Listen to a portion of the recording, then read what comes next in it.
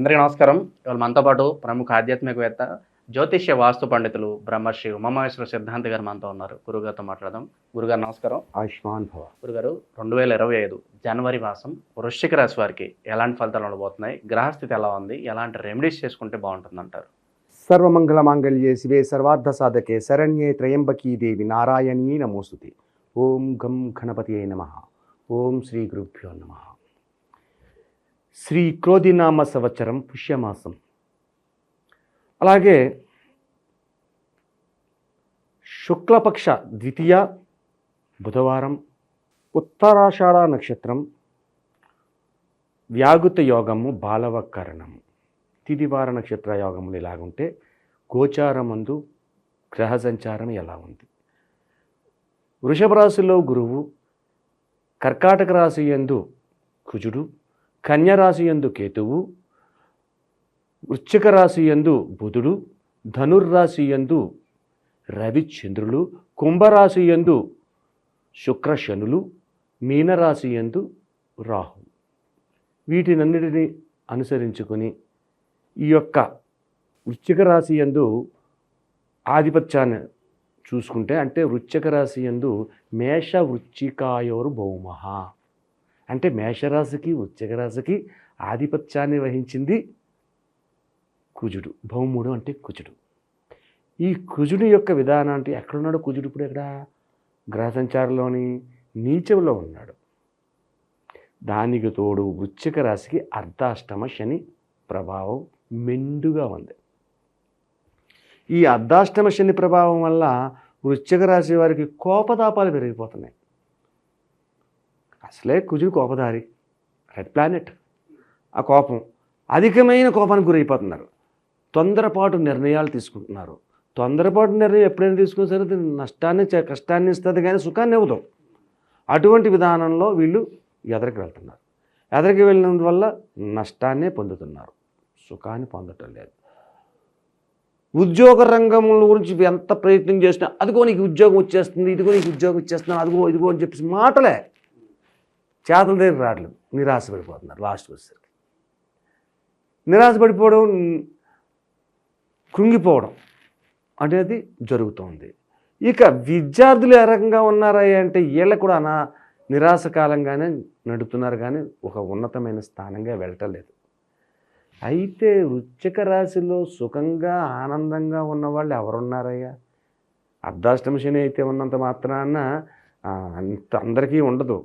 కొన్ని రాశులకి అనురాధ నక్షత్రానికి సంబంధించిన వాళ్ళు ఉన్నారు.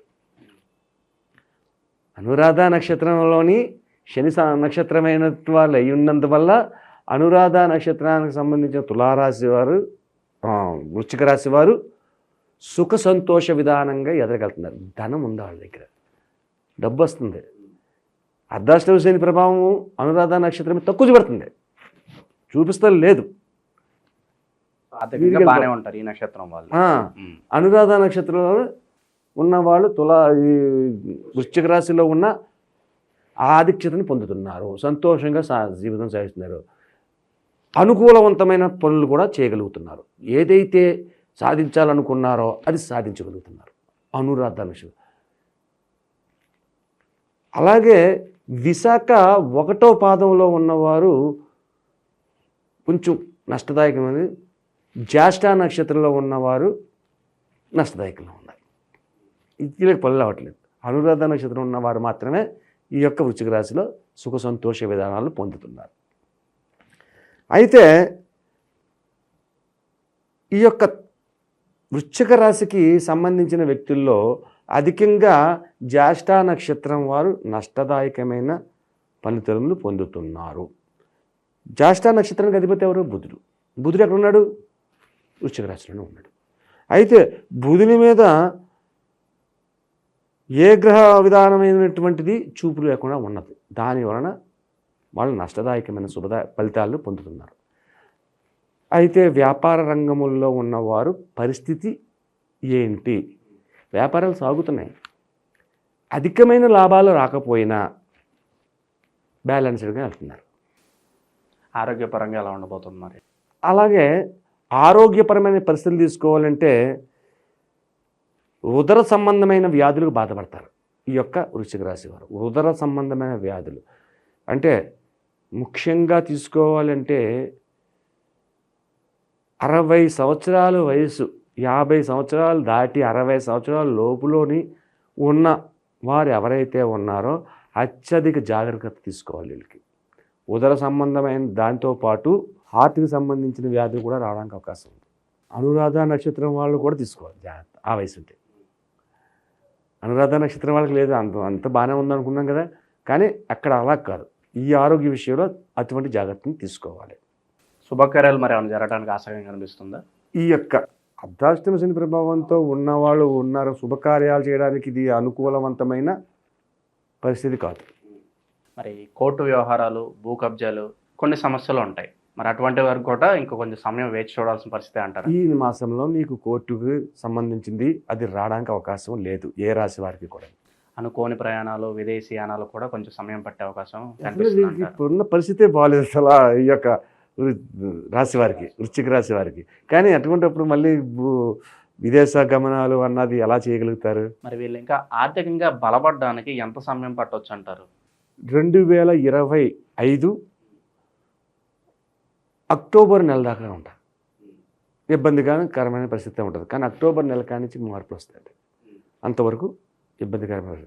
అయితే ఇబ్బంది అన్నది సిబ్బంది వల్ల వస్తుంది.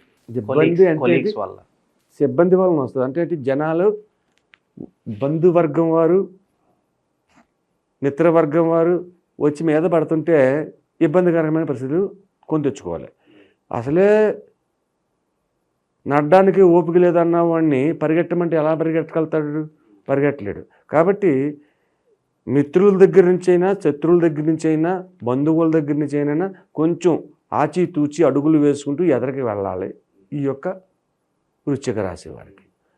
కాస్త మిశ్రమ ఫలితాలు ఉన్నాయి కాబట్టి మరి వృశ్చిక రాశి వారికి మంచి రెమెడీస్ తెలియజేయండి ఈ మాసంలో. మొట్టమొదటిగా వీళ్ళు శివాభిషేకాన్ని చేయించుకోండి. శివుణ్ణి అభిషేకాన్ని సోమవారం నాడు అభిషేకం చేసుకుని ప్రతిరోజు కూడా శివాలయానికి వెళ్ళాలి. మాకు దూరంగా ఉంది, దగ్గరగా ఉంది అంటే కుదరదు. శివాలయానికి వెళ్ళి శివుని గుడి చుట్టూ 12 ప్రదక్షిణలు చేయండి. 12 ప్రదక్షిణలు చేయమన్నాం కదా, ఒకటోసారి రెండోసారి లెక్కెట్టుకుంటే చేయకూడదు. లెక్కెట్టుకోకుండా చెయ్యాలి. అంటే 12 పుష్పాలు చేత్తో పట్టుకోండి. ధ్వజస్తంభం కాడి నుంచి మొదలెట్టండి. ఓం నమ శివాయ, హర హర మహాదేవ, శంభో శంకర, హర హర హర హర అంటూ తిరిగి ఓ పుష్పం పెట్టండి. మళ్ళా ప్రదర్శన చేయమన్నాం కదా అని చెప్పి చాలామంది పరిగెడతారు. పరుగు పెట్టకూడదు, తాపీగా నడుచుకుని చేయాలి. ప్రదర్శన చేసి ఈ పుష్పాలు చేతిలో అయిపోగానే నువ్వు 12 సార్లు తిరిగేసావు. 12 పుష్పాలు అటు పెట్టేసావు.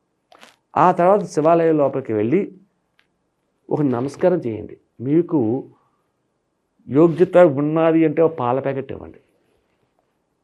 ఈరోజు పాలు ఇచ్చాం, ఓ 10 రూపాయలు పెరుగు ప్యాకెట్ ఇవ్వండి. మరుసటి రోజు ఇంకో రోజు చందనం ఇవ్వండి.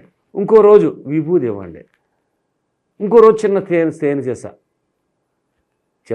అన్నాం కదా, ఇంజక్షన్ బాటిల్ అంటాం, పట్టుకెళ్తే కాదు, కొంచెం పెద్దగా అంటాం. ఆ తేనె చేసా ఇవ్వండి. ఒకరోజు కొబ్బరికాయ ఇవ్వండి, కొబ్బరి జలం పొంది ఆ పంతులు గారికి ఇస్తే ఆ పంతులు గారు ఆ శివలింగం మొదలు నమస్కరించుకోండి, మీకు కొన్న కోరికను చెప్పండి. ప్రతిరోజు వెళ్ళండి శివాలయానికి. ఎందుకంటే అర్ధాష్టమ శని ప్రభావం తొలగి ఆరోగ్యపరమైన పరిస్థితులు. తేనె ఎందుకు ఇమ్మన్నాను? ఉదర సంబంధితమైనది, ఈ యొక్క హార్ట్కి సంబంధించిన వ్యాధులు ఉన్నాయన్నాం కాబట్టి తేనెని ఇవ్వాలి. ఆ తేనె వల్ల అది దూరం అవుతుంది. అలాగే రోజుకు ఒక రకం మీకు తోచింది ఇవ్వండి. ఏదో ఒక సోమవారం నాడు అభిషేకాన్ని చేపించండి. ఈ రకమైనటువంటి చేస్తే ఈ అర్ధాష్టమ శని ప్రభావాల్లోంచి బయటపడతారు. ప్రతిరోజు వెళ్ళాలి.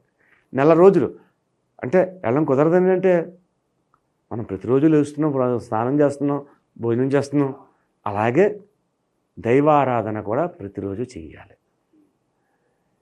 అలాగే ఈ ఇందాక అడిగినది ఏంటంటే ఇంకను ఇవన్నీ ఫలితంలో కన్నా మంచి రెమెడీ కావాలి అని అడిగారు. మంచి రెమెడీ అంటే ఏం చేయాలంటే మీ యొక్క ఇంటి గుమ్మములో ఈ యొక్క రాశివారు మీ గుమ్మంలోని అంటే తులసి కోట ఉంది, ఆ తులసి కోట దగ్గర పంచముఖ పాలదీపాన్ని పెట్టండి.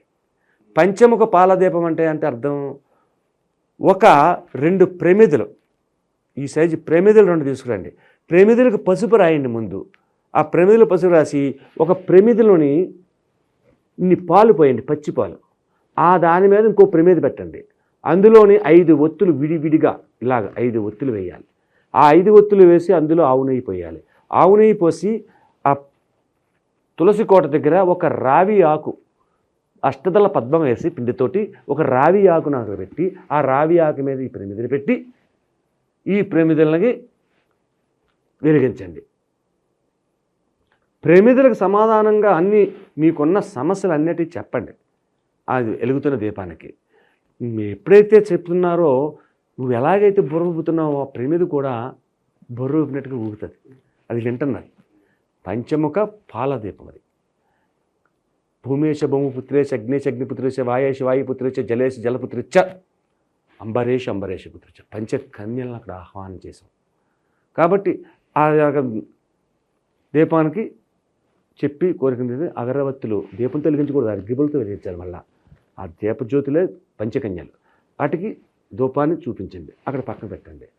అలాగే హారతి కర్పూరాన్ని ఇచ్చి హారతి పెట్టండి.